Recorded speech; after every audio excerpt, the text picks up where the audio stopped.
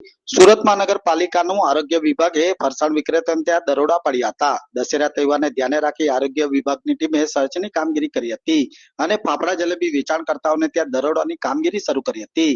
સુરતમાં દશેરા નિમિત્તે ફાફડા જલેબી મોટા પ્રમાણમાં લોકો આરોગતા હોય છે. સુરતીઓ દશેરાના તહેવારમાં લાખો ટન ફાફડા જલેબી આરોગી લે છે, જેથી આરોગ્યની ટીમે ફાફડા અને જલેબીના નમૂના લીધા હતા. આ નમૂના સીલ કરી ટેસ્ટ માટે લેબોરેટરીમાં મોકલાશે અને લેબ રિપોર્ટ નેગેટિવ આવશે તો કડક કાર્યવાહી કરાશે તેવું આરોગ્ય વિભાગની ટીમે જણાવ્યું હતું. હું DD Thakor, food safety officer, Surat મહાનગરપાલિકા.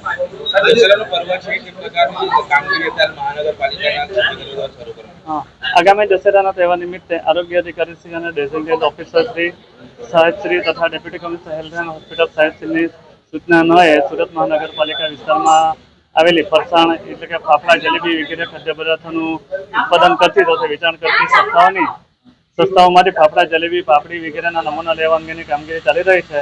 જે નમૂનાઓ પૃથ્થકરણ પબ્લિક હેલ્થ લેબોરેટરી સુરત મહાનગરપાલિકા પ્રત્યે મોકલવામાં આવશે અને જેના પૃથ્થકરણ એવા લાગે છે આગળની કાર્યવાહી કરવામાં આવશે. અત્યારે લગભગ 8 થી 10 જેટલી ટીમો બનાવી છે અને 5 થી 6 જણોમાં નમૂના લેવા અંગેની કામગીરી ચાલી રહી છે. રિપોર્ટ કેટલા દિવસમાં આવશે? રિપોર્ટ જેમ બને તેમ જલ્દી મેળવવા માટે પ્રાયોરિટી આપવામાં આવશે અને